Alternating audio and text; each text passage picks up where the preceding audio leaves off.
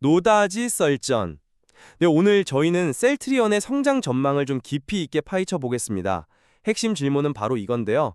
과연 셀트리온이 이 바이오시밀러 포트폴리오 확장하고 또 신약 개발이라는 이 두 축 양날개를 달고 지속적인 고공성장을 할 수 있을 것인가 하는 점입니다. 저는 개인적으로 합병 이후에 나타나는 여러 시너지 효과라든가 또 강력한 제품 파이프라인 그리고 미국 시장 직접 판매 전략의 잠재력 이런 걸 고려할 때 셀트리온의 미래 상당히 밝게 보고 있습니다.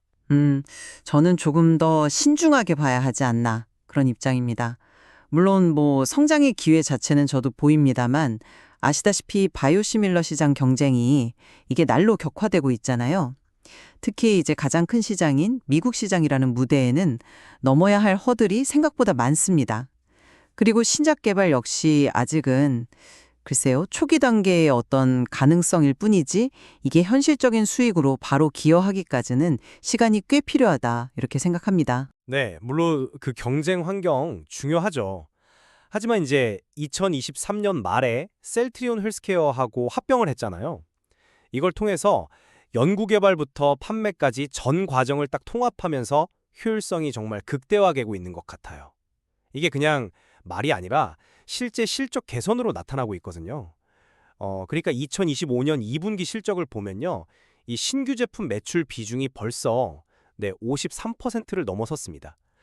제품 구성 자체가 고수익 구조로 바뀌고 있다는 아주 명확한 증거죠.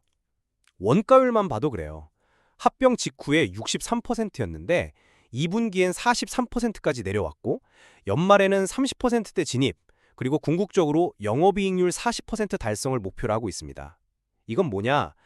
결국 수익성 좋은 신제품들이 빠르게 시장에 자리 잡고 있기 때문입니다. 램시마 SC, 미국에서는 짐펜트라죠.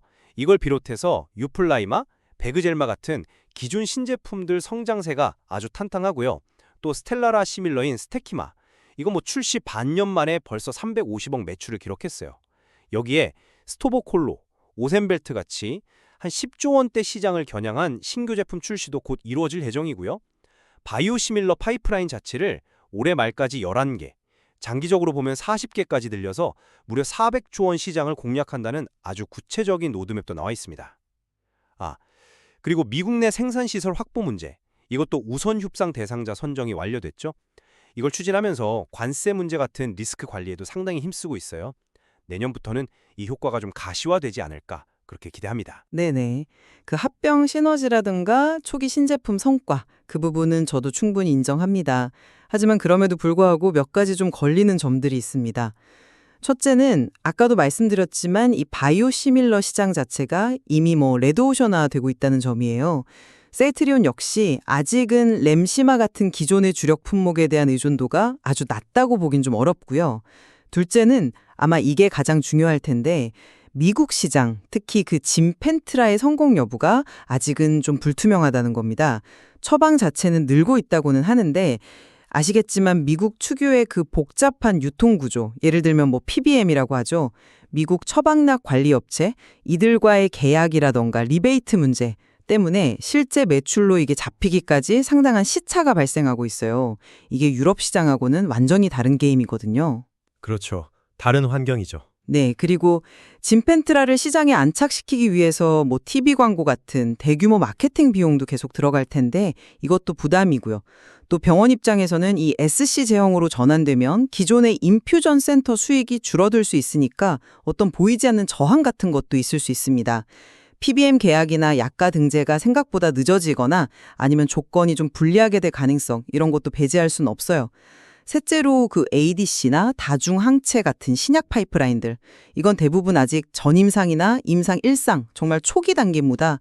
상업적 성공까지는 뭐 아시다시피 긴 시간과 막대한 자금, 그리고 실패 가능성이라는 큰 불확실성을 안고 있는 거죠.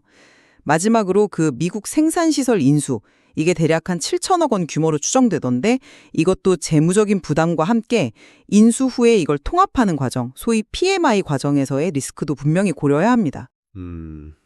짐펜트라의 미국 시장 안착에 시간이 좀 필요하다는 점, 그 점은 저도 인지하고 있습니다. 하지만 중요한 건 이거라고 생각해요.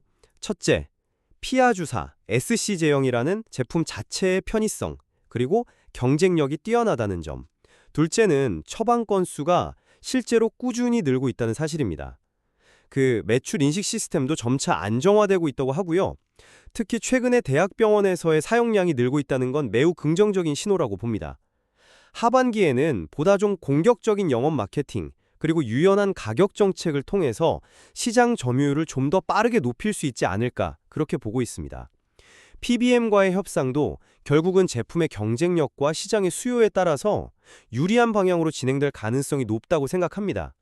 글쎄요, 그 제품 경쟁력만으로는 좀 부족할 수 있다는 게 제 생각입니다.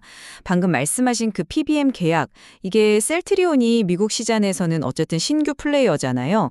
그렇다 보니 기존의 강자들보다는 협상력이 약할 수밖에 없습니다. 만약에 유리한 처방 등재, 그러니까 formulary placement를 얻어내지 못하면 처방 건수가 늘어나도 이게 실제 수익으로 연결되기까지는 예상보다 훨씬 더 긴 시간이 걸릴 수 있어요. 그리고 마케팅 비용 증가는 그대로 수익성 악화로 이어질 수 있고요. 이 처방 데이터하고 실제 수익 간의 괴리가 정말 좁혀지는지 이걸 좀 더 냉정하게 지켜볼 필요가 있다고 봅니다. 그렇다면 그 바이오시밀러 포트폴리오를 40개까지 확장한다는 그 전략 자체에 대해서는 어떻게 보십니까? 저는 이게 셀트리온의 아주 장기적인 성장 엔진이 될 거라고 확신하거든요. 스테켜마처럼 신제품들이 빠르게 시장에 침투하는 능력, 그리고 이미 구축된 미국 직판망의 시너지가 딱 결합되면 400조라는 그 거대 시장에서 확실한 입지를 다질 수 있을 거라고 봅니다. 목표 자체는 뭐 상당히 인상적입니다만 그 40개 제품 개발하고 또 상업화하는 과정에 내재된 리스크를 간과해서는 안 된다고 생각합니다. 경쟁 심화로 인한 약가 인하 압력은 앞으로 갈수록 더 거세질 거고요. 또 모든 제품이 그 스테키마처럼 다 성공하리라는 보장도 없지 않습니까? 특히 이제 후발주자들이 더 낮은 가격으로 공격적으로 나올 경우에 셀트리온이 시장 점유율을 확보하는 게 생각보다 쉽지 않을 수 있어요. 단순히 파이프라인 개수만 늘리는 것이 능사는 아닐 수 있다. 이 점을 지적하고 싶습니다. 그러니까 장밋빛 청사진 이면에 현실적인 어려움도 좀 봐야 합니다. 네, 알겠습니다. 그럼 마지막으로 수익성 개선 목표, 즉 영업이익률 40% 달성 가능성에 대해서 한번 이야기 나눠보죠. 제가 앞서 말씀드렸듯이 고수익 신제품 비중 확대로 원가율이 43%까지 개선되었고 이제 30%대 진입을 목표로 하고 있습니다. 합병 시너지가 본격화되면서 이 추세는 더 가속화될 것이라고 보고요. 따라서 영업이익률 40%, 이거는 충분히 달성 가능한 목표라고 생각합니다. 그 원가율 개선 추세 자체는 긍정적입니다. 하지만 판관비, 판매 관리비 증가 요인을 같이 고려해야죠. 미국 시장에서의 그 대규모 마케팅 비용, 그리고 이제 막 시작 단계인 신약 개발에 대한 지속적인 R&D 투자, 또 생산시설 인수 및 운영 비용 등등 앞으로 지출해야 할 돈이 사실 만만치 않습니다. 이러한 비용 증가가 원가율 개선 효과를 상당 부분 상쇄하면서 그 목표 영업이익률 달성 시점이 어쩌면 예상보다 늦춰질 가능성도 충분히 있다고 봐야 합니다. 네, 종합적으로 볼 때 저는 셀트리온이 합병을 통한 체질 개선, 그리고 강력하고 확장된 파이프라인, 또 미국 직접 판매라는 이 성장 동력을 통해서 앞으로도 견고한 성장세를 이어갈 잠재력이 충분하다, 이렇게 판단합니다. 제품 믹스 개선과 원가율 하락은 분명히 미래 수익성 증대에 크게 기여할 것이라고 보고요. 반면에 저는 역시 치열해지는 바이오시밀러 시장 경쟁 그리고 복잡다단한 미국 시장 환경이 셀트리온에게는 계속되는 도전 과제가 될 것이다. 이렇게 봅니다. 특히 그 진펜트라의 성공적인 시장 안착 여부 그리고 아직 초기 단계인 신약 개발의 가시적인 성과가 좀 더 구체적으로 확인되기 전까지는 섣부른 기대감보다는 신중한 접근이 필요하다는 생각입니다. 네, 셀트리온의 앞날에는 분명 큰 기회가 있는 동시에 또 넘어야 할 과제도 존재하는 것 같습니다. 그렇습니다. 앞으로 발표될 분기별 실적이라던가 또 미국 시장 전략의 실제 성과를 꾸준히 지켜보는 것이 중요해 보입니다. 시청자 여러분께서도 오늘 저희가 나눈 다양한 관점을 바탕으로 셀트리온의 행보를 계속 주목해 보시면 좋겠습니다.